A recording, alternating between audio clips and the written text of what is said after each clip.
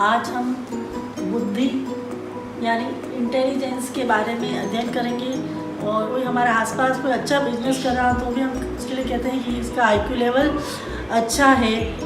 तो जो व्यक्ति या जो बालक जितना अधिक अच्छा सीख सकता है उसको हम क्या मानते हैं?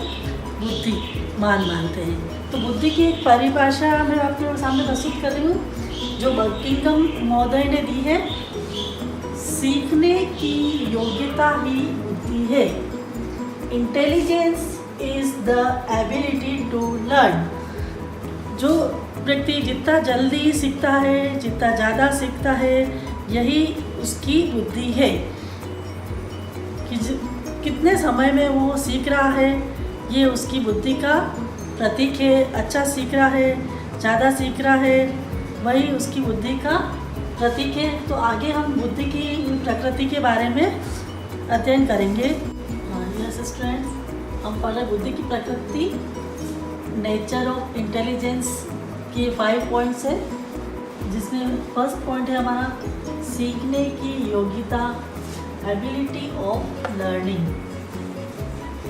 इसका मीन यह है कि जो बालक जल्दी सीखता है या जो व्यक्ति कोई भी कार्य कर रहा है उसे जल्दी सीखता है तो उसकी बुद्धि अच्छी मानी गई, उसका आईक्यू लेवल अच्छा माना गया है।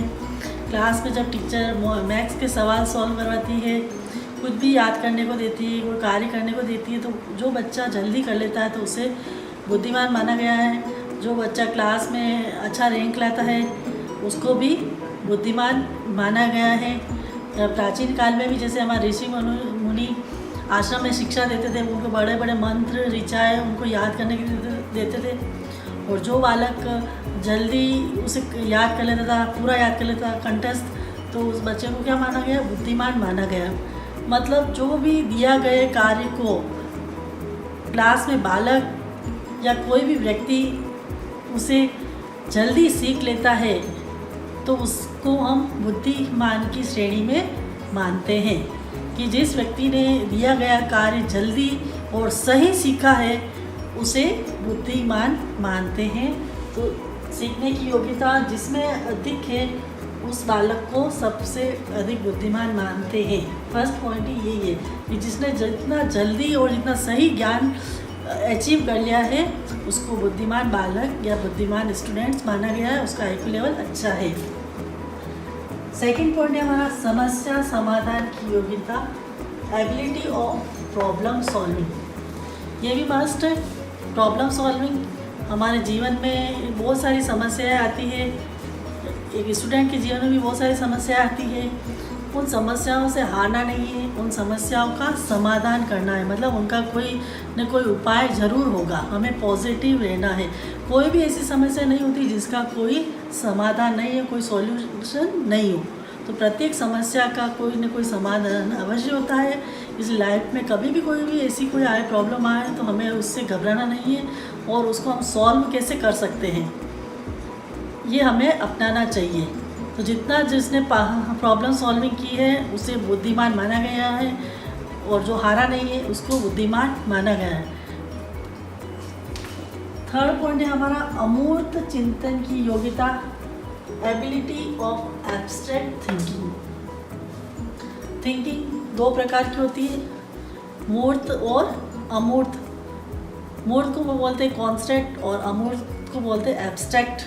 तो ये जैसे पेन है, ये अभी मेरा कॉन्स्टेंट है।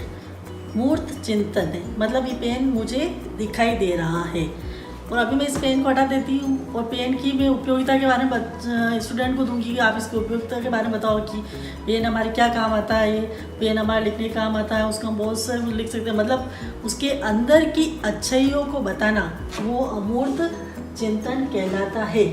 जो दिखाई नहीं देता है और उसके बारे में बताना, उसकी दूर दूर तक उसकी सोच करना, विभिन्न दिशाओं में सोच करना, चारों ओर सोच करना, वो हमारा क्या कहलाता है?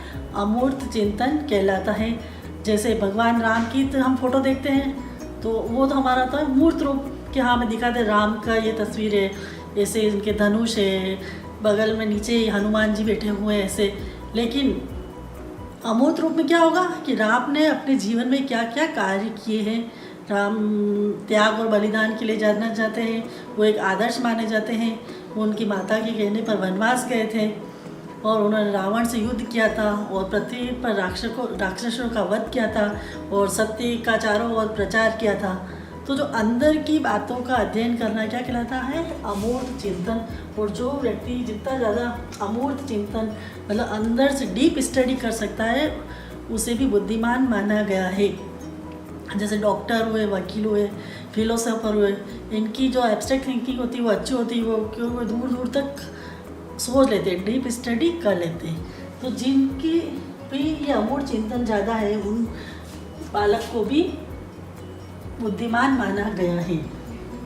फोर्थ पॉइंट है हमारा पर्यावरण से सामंजस्य की योग्यता, ability of adjustment with environment. अपने चारों ओर के पर्यावरण के साथ सामंजस्य बिठाना मतलब उसके अनुकूल अपने को बनना भी बुद्धिमान कहलाता है। हम घर में रहते हैं तो हमारे साथ हम माता पिता भी होते हैं, दादा दादी भी होते हैं, भाई बहन भी होते हैं, और विद्यालय में जाते हैं तो हमारे बहुत सारे दोस्त होते हैं, और घर के आसपास भी हमारे बहुत सारे व्यक्ति होते हैं, हमारे दोस्त वगैरह होते हैं। लेकिन उन सब में हमें अपना एडजस्टमेंट बिठाना है क्योंकि सबका नेचर अलग होता है।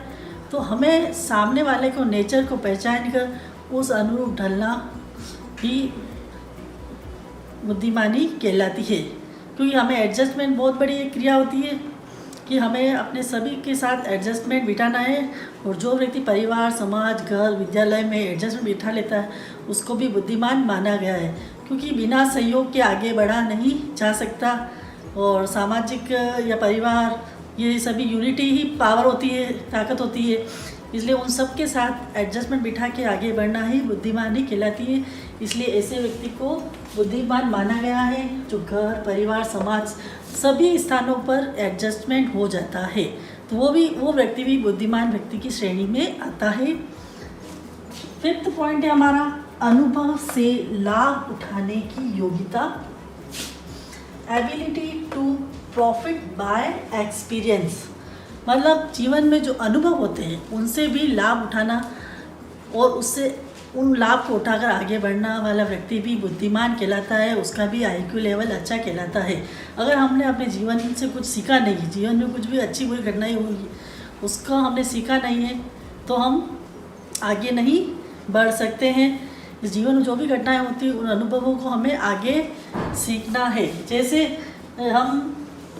जैसे एक व्यक्ति साइकिल चला रहा है और वो बैरियर पर साइकिल जोर से चला देता है तो वो गिर जाता है, लेकिन उसे एक अनुभव हो जाता है कि नेक्स्ट टाइम जब भी मैं साइकिल चला रहा हूँगा मेरी कोई बैरियर आएगी तो मेरी स्पीड कम करने की, तो मुझे ये अभी जो चोट लगी है वो नहीं लगेगी। कोई छोटा बच्चा होता है वो आग को छू लेता है तो उसे ये ज्ञात हो जाता है, अनुभव हो जाता है कि अब मुझे इस आग को नहीं छूना है और मैं इससे बच सकता हूँ। और इस तरह अनुभव, जैसे हम स्टूडेंट हैं, विद्यार्थी हैं, कोई भी हैं, हम जैसे एग्ज़ाम देने जाते हैं तो एग्ज़ाम में हमसे कोई बहुत सारी गलतियाँ हो जाती, लेकिन हम एग्ज़ाम दे के आते हैं तो उससे हम कुछ सीखते हैं कि हाँ मेरा कहीं ना कहीं टाइम मैनेजमेंट की कमी रह गई है, मेरी जीके में मुझे और जोर देना है।